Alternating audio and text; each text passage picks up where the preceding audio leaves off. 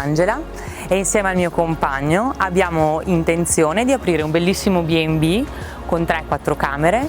Ci troviamo a Velo Veronese, in località Bortoletti, una zona di passaggio a pochi passi da Camposilvano, da San Giorgio, e in 20 minuti si può raggiungere tranquillamente la città. Io ho sempre avuto passione per la montagna e avere la possibilità di poter passeggiare in tranquillità su queste nostre colline, su queste nostre montagne, ci ha fatto venire questa bella idea e un bel giorno abbiamo detto: perché non poter offrire questa bella situazione anche a delle persone che non conoscono la Lessinia. Come progetto futuro ci piacerebbe aprire una zona di osteria, quindi una zona aperta anche alle persone di passaggio per poter offrire un caffè, un panino o comunque dei prodotti tipici della zona.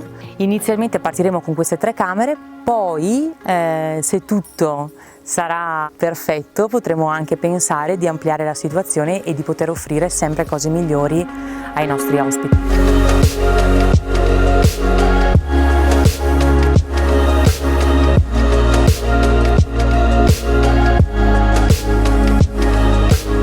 Per quanto riguarda la richiesta dei fondi del GAL Baldo Lessinia, con questi soldi che sono arrivati la nostra intenzione è quella di utilizzarli nello specifico per la sistemazione della struttura a livello di facciata e a livello di ricopertura del tetto e poi nella sistemazione più dettagliata delle camere, quindi con l'acquisto di tutto quello che è il materiale tecnico e specifico che serve per aprire e gestire un B&B.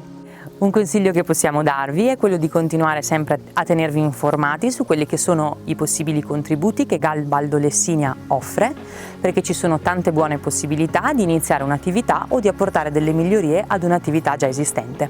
Abbiamo tanta voglia di ospitarvi, quindi se siete di passaggio in questo bellissimo territorio potete venire a trovarci. Siamo sempre qui in località Bortoletti.